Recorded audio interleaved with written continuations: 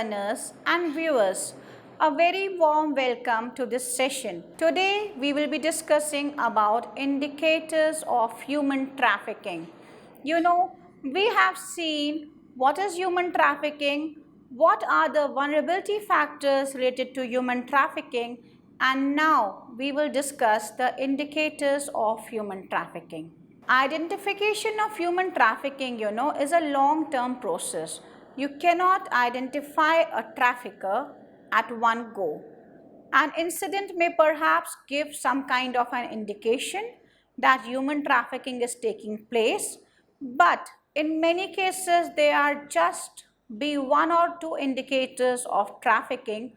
Commonly, there is a very little concentrate information or obvious signs of human trafficking. The traffickers do not carry the labels. Neither the victims or survivors of human trafficking have labels.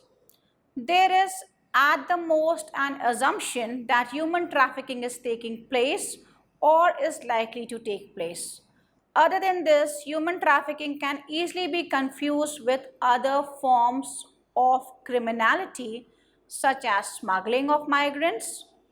Besides, the effect of human trafficking on victim is of such a nature that they may refrain from divulging any kind of information about this situation to anyone. The vulnerable people do not speak. They are people, who have been in continuous threat, trauma, so they will not even run away from the places of captivity because they have a fear that if they fail to run away, then they will be further abused, physically tortured by the traffickers. So they have no voices. Even if they shout in the beginning, they are drugged and abused and beaten up, and then they stop. Even, you don't see a sign even of anything which makes you understand this. Yes, he is a person who has been trafficked. They stop responding to abuses, to trauma. So it is very difficult to make out that this person has been trafficked. Direct reporting by victims and other people can be a reason when you know that this person has been trafficked, but as I just said, that they live in captivity, so it is very difficult for them to run away and come to the place of rescue or tell about what is happening with them. Then it is just that you have to be vigilant, you have to be cautious. If you are cautious about your surrounding, that cautiousness, that awareness can give you a hint that this person has been trafficked. A girl who was getting prepared in a beauty parlor could sense something going wrong because the other girl who was getting prepared in the same beauty parlor was looking sad. So when she called the police officers and they interrogated, it was found out that this girl was being, uh, going to some other part of the country for selling that girl. So that girl was not happy. So you have to be vigilant, you have to be aware about your surroundings. Keeping an eye on other related activities such as tracking of information not related to trafficking directly. When people move on the borders, this can be a check. This is because traffickers employ a spectrum of methods to enslave trafficking victims. They use technology, they are properly updated and upgraded people. And they just have so many people as middlemen, pimps, madams, and there people who are there in every village from where people are trafficked. Some of these are kidnapping, abduction, rape, and sale, sham marriage alliances, mail order bride system, sexual exploitation, labor exploitation and child exploitation. So if you can check these kinds of exploitations, then you can also check trafficking. Such incidents in the neighborhood and community are pointers for identification of human trafficking, because human trafficking is done for these offenses. So if you can just have a check on these offenses, then you will be able to trace the trafficker. Incident of adoption and missing children. You know, MHA has related missing children with people who have been trafficked, and there is a portal for reporting missing children. Unlawful activities at certain place premises, including border crossing and checkpoints. This is very important at the checkpoints.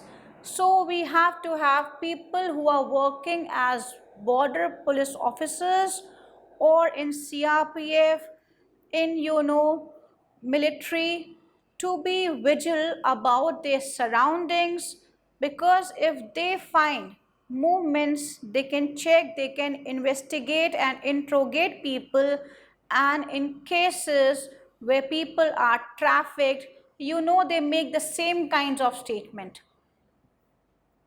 So it is easy for a person who is working with commitment to trace the cases of human trafficking at the borders.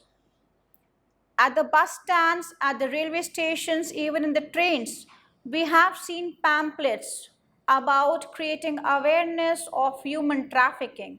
So if you sense a doubt or your sixth sense says something is going wrong, then do report on 112. Misleading advertisements in the newspaper, televisions, internet and other forms of media.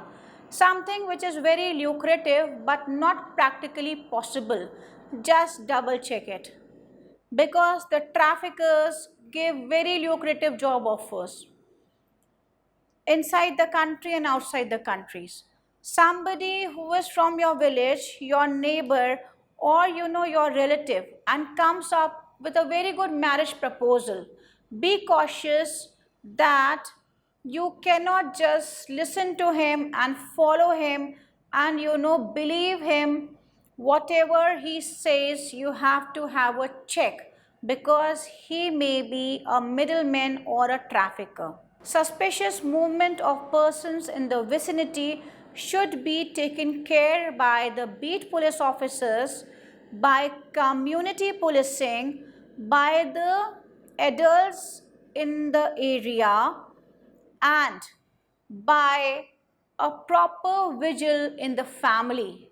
So we need to have somebody in the family who is able to check whether the child is safe or not, somebody who is able to monitor the activities of the child, and somebody who is able to monitor the helpers also.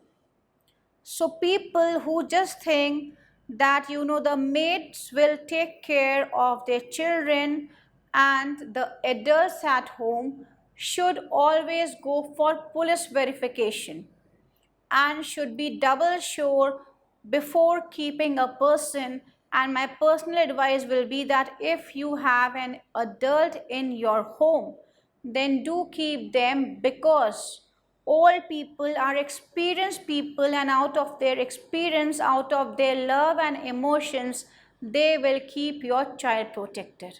Employment of young poor children in homes, dhabas, factories and agricultural field.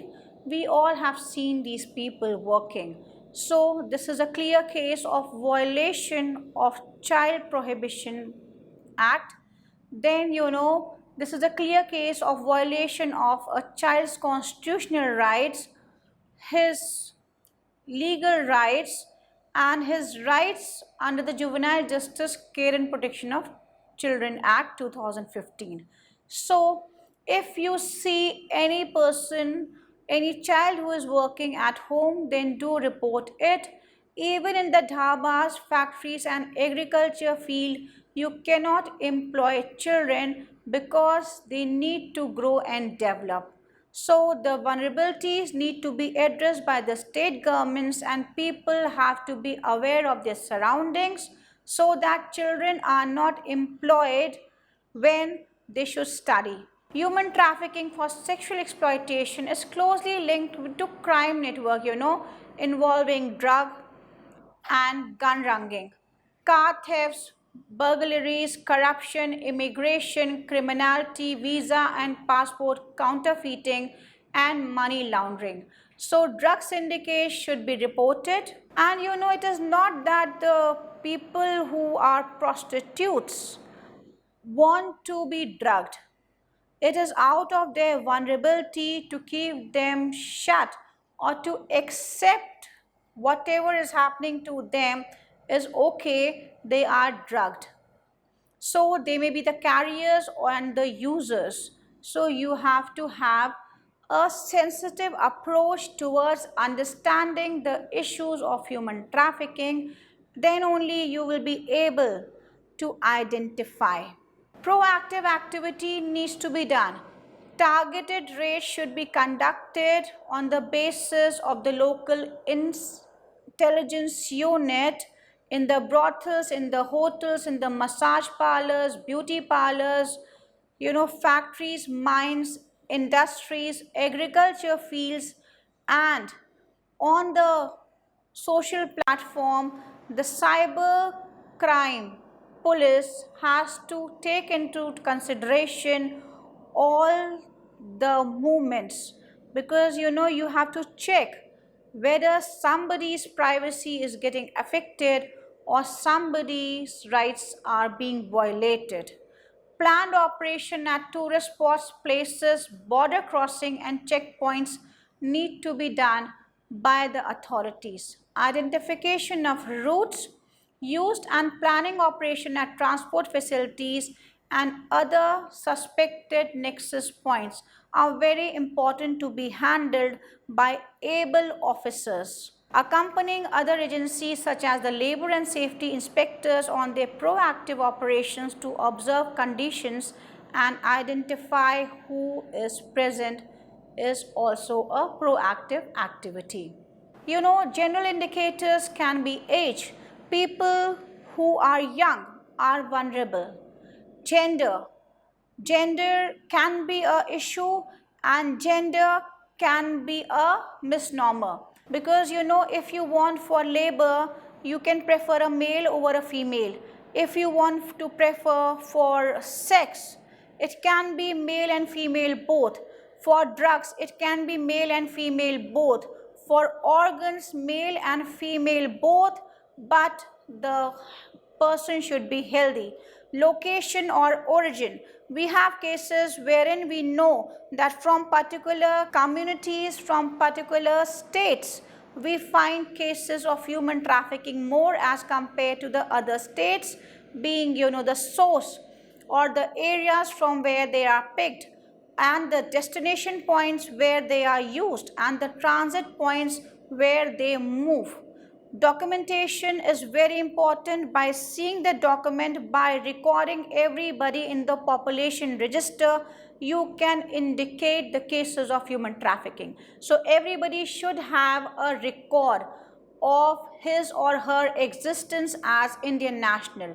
Last location can be traced by the mobile networks, by getting the feedback from the people, by the family members, and can be an indicator of case of human trafficking. The transport by which the traffickers move can be checked, so the police or the patrolling people jeep can see in case of suspect and interrogate people who carry small children, vulnerable people for trafficking. Circumstances of referral can also be taken care in understanding the indicators of trafficking. Evidence of abuse can be made out by medical examination, by physical examination, even by seeing a person. If a beggar has broken limbs, you can see and understand that the person has been abused. Assessment authentication of the referral people can also be used as an indicator of human trafficking. Specific indicators are very important. When you see these indicators, you can easily notify a case of human trafficking. Somebody who is a child looks very frightened and terrified, behaves in a way in which the other children of their age do not behave, do not have access to their parents, family members, somebody who is in orphanage, who has been left over, or who is missing, somebody who is not taking education. So that can be a indicator that the child should be educated. If the child is not going to school and going to a dhaba or a factory or a hazardous employment, or as working as domestic help, then that is an indicator. Somebody who is deprived of playing and recreational activities, which is the need of a child to develop. Then a child, if he is not allowed to come out of the family, travel alone, even to get his basic needs, somebody will accompany him. So the child will never be left free. That is an indicator. Every time the child will be escorted with people who are not their family members and relatives. Then you can see marks, abuse marks, insult marks, and if you see their eyes, they are not confident, they do not bloom, they do not look happy. So these are the indicators. Then the presence of toys, beds of children or children clothing at the brothel places and factories. If raids are done, then this can be found out. The claim made by the adult, if he or she is found as an accompanied child. Illegal adoption cases, there are illegal adoptions happening in India. That needs to be checked because we have an adoption law. So if that law is violated and proper investigation is done of that case, then it will be easily known that this is a case of trafficking. The finding of an unaccompanied children inquiring addresses and other whereabouts is an indicator of trafficking. Cases of missing children is an indicator of trafficking. People who are found in peculiar abuse or exploitative situation is an indicator of trafficking.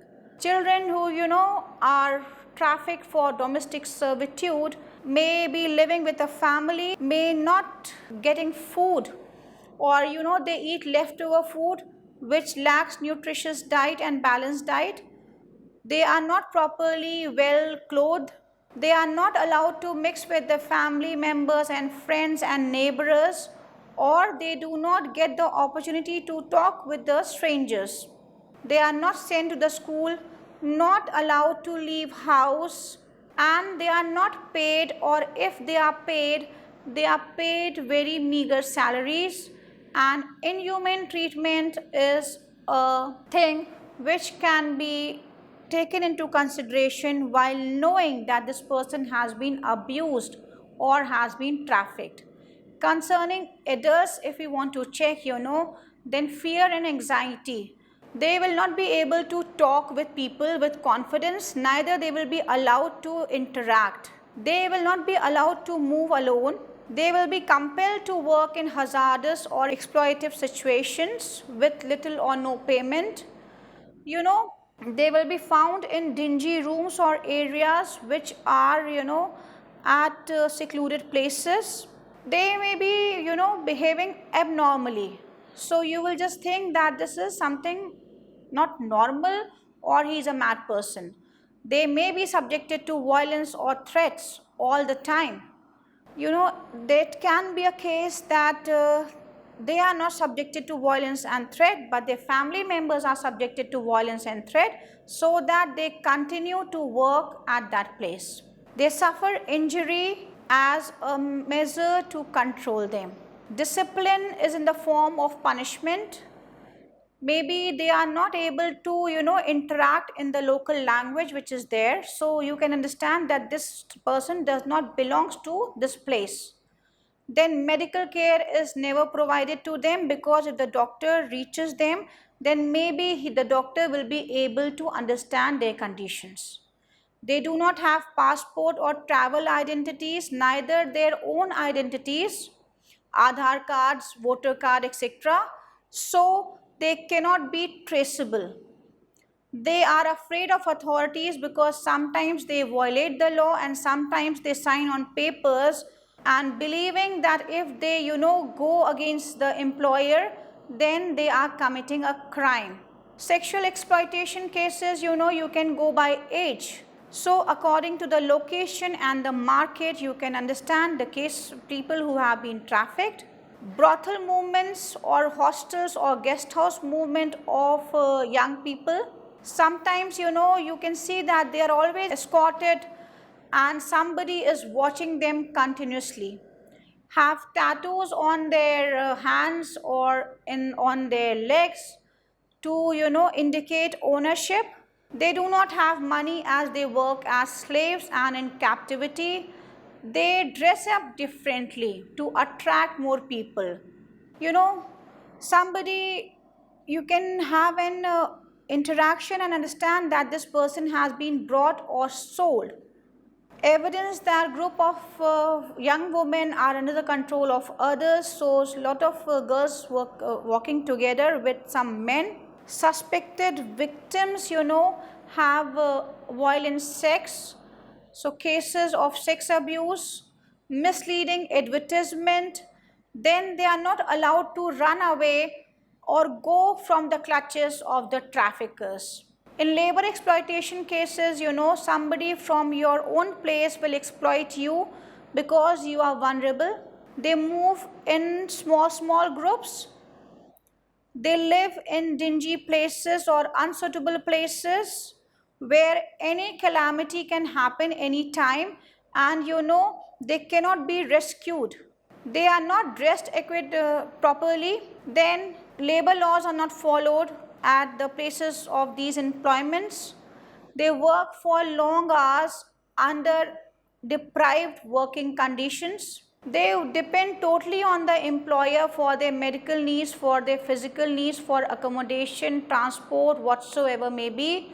They are humiliated, abused, and violence is there. They are surrounded by constant fear. They are paid small amount or not even at par with the minimum wages act. Sometimes they are not even paid. Then the employer or contractor does not maintain proper records. Health and safety measures are not followed. Then they also pay for their tools, food and accommodation. And employment of children for menial tasks or for hazardous employment is also there.